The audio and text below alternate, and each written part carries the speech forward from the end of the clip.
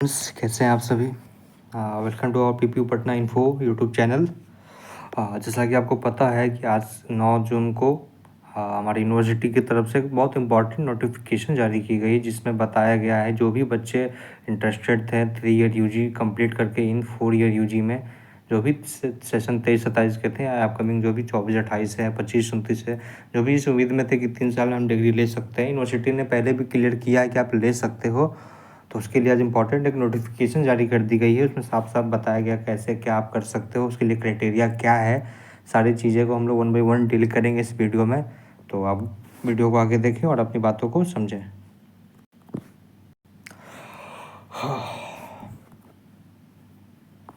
हाँ, तो आप जैसा कि देख सकते हैं यूनिवर्सिटी की नोटिस है। इसमें हम लोग साफ साफ देख सकते हैं यूनिवर्सिटी ने नोटिस निकाला है 9 जून को। इसमें साफ साफ इसमें मेनली आप नोटिस पे अगर जाओगे 1 बाय 1 पढ़ोगे तो आपको मे भी समझ में आ जाएगा। ठीक है, मैं नोटिस से थोड़ा साइड होकर आपसे बात करना चाहता हूँ कि आई डोंट बिलीव इन सब क्या जो लिखा रहता है। उससे बेहतर है कि मैं आपको खुद से समझाऊँ, वो ज़्यादा बेटर ऑप्शन होगा मेरे लिए, है ना। तो मुझे एक ब्लैंक स्पेस, अब मेरी बातों को सुनना भाई, ठीक है। क्या है कैसे है मैं आपको समझाता हूँ। मान लो जो भी स्टूडेंट्स हैं 23-27 के, उनको ध्यान से सुनने की चीज़ें हैं। मान लो आपके सेमेस्टर 5 में 100 आउट ऑफ 100 क्रेडिट है, ठीक। सेमेस्टर 5 के आप रिजल्ट चेक करो, 100 क्रेडिट होनी चाहिए। और सेमेस्टर 6 के आप सारे पेपर एग्ज़ाम दिए हो, एग्ज़ाम ऐसा दिए हो कि हाँ सब में पास कर जाओगे। क्या आपका मार्क्स आता है, बस पास होने चाहिए। और आपकी सेमेस्टर 6 के रिजल्ट में 120 क्रेडिट होनी चाहिए। अगर इतने आप कर लेते हो, तो आप इजीली वे में 3 ईयर यूजी डिग्री मतलब प्रोसेस के थ्रू जो भी उसकी गाइडलाइंस आगे होगी, ये तो एक नॉर्मल गाइडलाइंस निकाली गई है, इसके पीछे भी रीज़न है, मैं बता दूंगा आगे जाकर। बस वो कर आपके पास है, आप इजीली एग्जिट ले सकते हो। एग्जिट की क्या क्राइटेरिया अभी मैं बता देता हूँ। बस 120 क्रेडिट होनी चाहिए, मार्क्स क्या हो डजेंट मैटर, पास होने चाहिए, दैट्स इट, आप एग्जिट ले सकते हो। अब जिनको आगे पढ़ना है, जिनको आगे पढ़ना है तो उनके लिए क्या ऑप्शंस है, तो उनके लिए ऑप्शंस है कि आपकी 7.5 CGPA होनी चाहिए या उससे ज़्यादा होनी चाहिए, ठीक। मतलब इससे ज़्यादा होनी चाहिए, दैट्स इट। है 7.5 है, उससे ज़्यादा है 6 सेमेस्टर में CGPA में, तो आप 7 सेमेस्टर में एडमिशन ले सकते हो, आगे कंटिन्यू कर सकते हो, दैट्स इट। अगर उससे कम है या उससे ज़्यादा है, अगर वो भी बच्चे एग्जिट लेना चाहते हैं वो भी कर सकते हैं। वही मैंने भी बताया, नंबर मैटर नहीं करता है एग्जिट लेने के लिए। 120 क्रेडिट होनी चाहिए, सारे सेमेस्टर आपके क्लियर होने चाहिए, दैट्स इट, आप एग्जिट ले सकते हो, ठीक।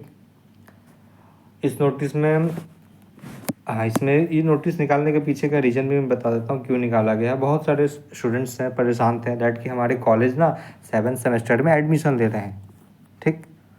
बट बच्चे को इंटरेस्ट था ही नहीं कि मुझे 7 सेमेस्टर में एडमिशन्स लेने थे, ठीक है।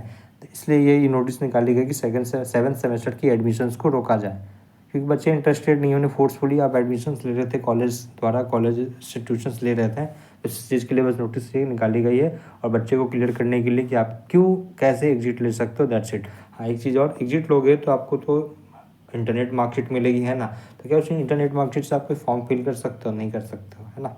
सबसे इंपॉर्टेंट चीज़ यही है। तो उसके लिए आपको एक ओरिजिनल मार्कशीट मिलेगी, चाहिए होगी मतलब, है ना, ओरिजिनल मार्कशीट। उसके बाद डिग्री होती है एक, जिसको हम लोग डिग्री बोलते हैं, जिसको आने में अप्रॉक्सीमेटली, जैसे हम लोग अपने ग्रेजुएशन किए थे तो हमें भी 1.5-2 साल बाद मिला था डिग्री, है ना। तो उसके एक्सचेंज में एक प्रोविज़नल आपको मिलनी चाहिए, है ना।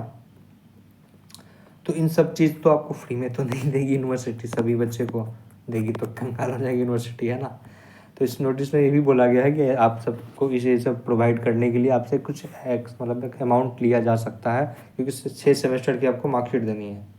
6 सेमेस्टर 1 2 सबकी मार्कशीट देगी ना वो, फिर एक प्रोविजनल भी देगी आपको कि हाँ आपने 3 साल में यूजी कंप्लीट किया है, तो अपना डिग्री भी दे देगी, ठीक है।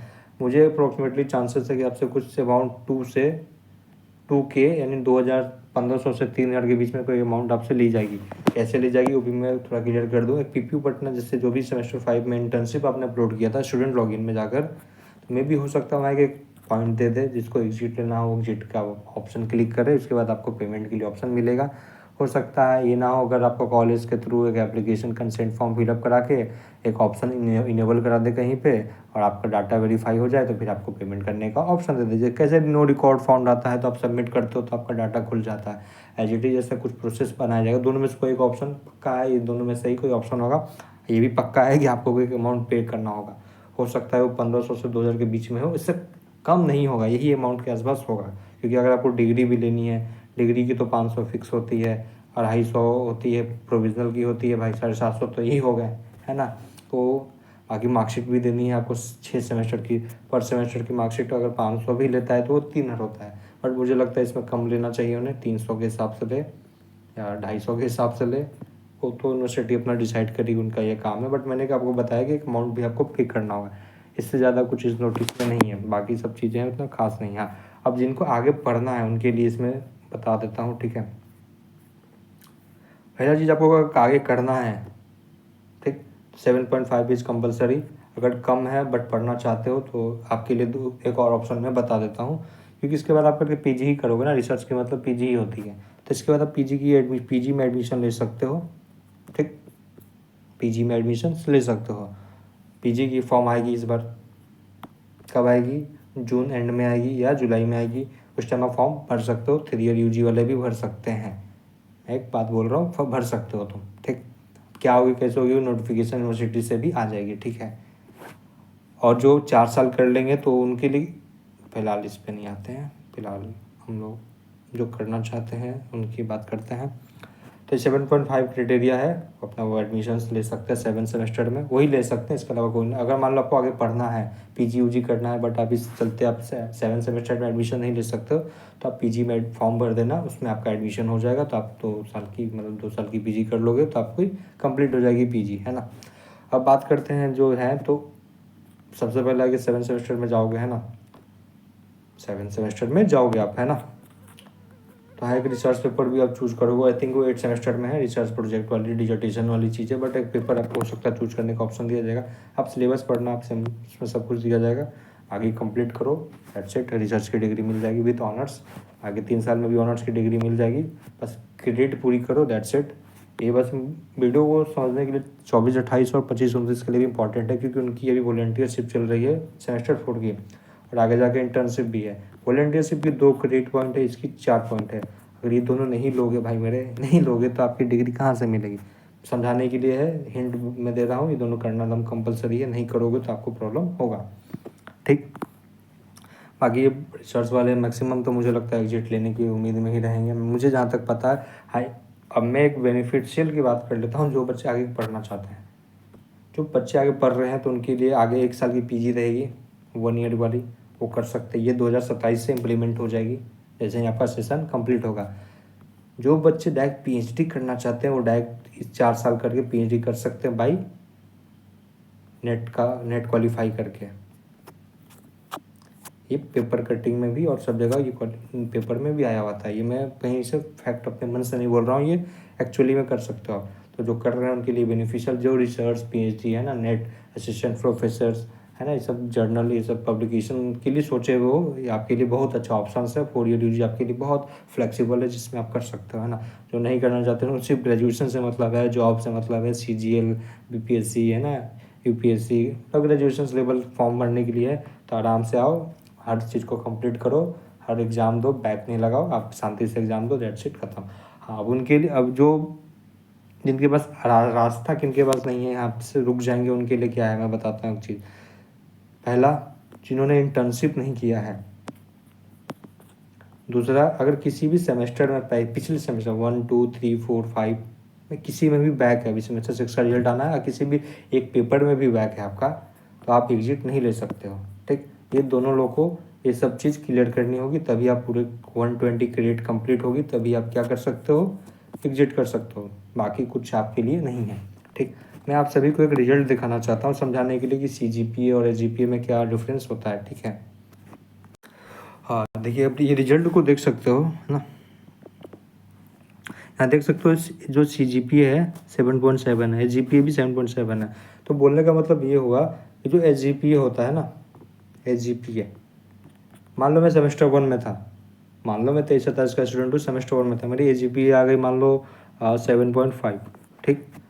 अगर मेरी सेकंड सेमेस्टर में भी AGPA अगर 7.5 से ज़्यादा रहेगी तो मेरी CGPA भी 7.5 से ज़्यादा रहेगी। अगर इसमें मेरी 7.0 आती, मान लो 7.0 आती है, ठीक है, तो मेरी CGPA जो होती ना वो इसकी एवरेज होती है, यानी अप्रॉक्सीमेटली 7.2 हो जाती है, ठीक है। तो जो CGPA को आप एवरेज समझो, मान लो अपने कैसे बताओ, मान लो मेरे पास मेरे एक फ्रेंड है, उसके पास 5 रुपया है, मेरे पास 5 रुपया है, मेरे एक और फ्रेंड है उसके पास 10 रुपया है, और मान लो एक और फ्रेंड है उसके पास मान लो 6 रुपया है, ठीक।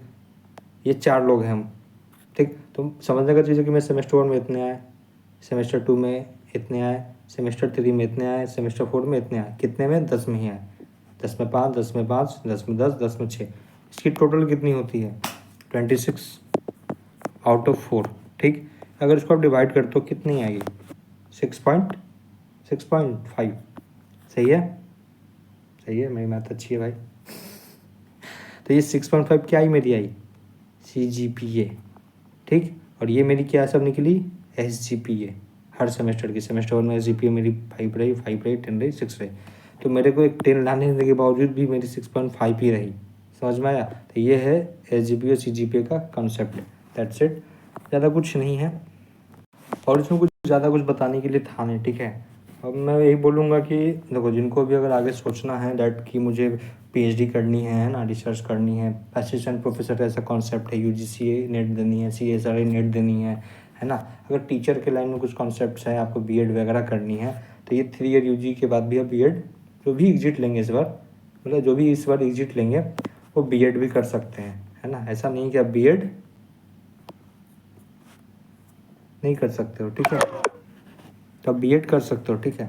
ज़्यादा कुछ इसमें कॉन्सेप्ट बताने की मेरे को नीड नहीं लगती है, आराम से आप अपना टाइम लो, टाइम है आपके पास, सेमेस्टर 6 के रिजल्ट तक आपके पास है ना टाइम रहेगा, एग्जिट के लिए भी एक प्रोसेस रहेगी, क्योंकि सारे मैक्स मुझे जहाँ तक लगता है चांसेस है देर जो 60% से ऊपर बच्चे एग्जिट ले लेंगे, है ना।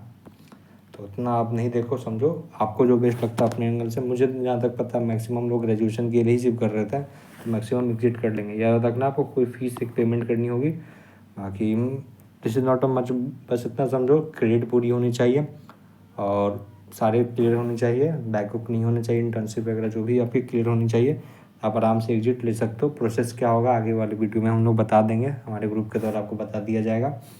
मैक्सिमम चांसेस है कुछ लॉगिन करके एक्सेस देगा, है ना, वहाँ पे अपना डिटेल्स फिल करोगे, आपको लेना है कंसेंट क्लिक, कुछ होगा option yes no, and fees payment करने का ऑप्शन होगा, देन आप कर सकते हो।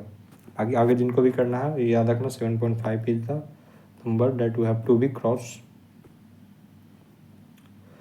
बस यही है, बाकी मैं कुछ बोल नहीं सकता एक्स्ट्रा।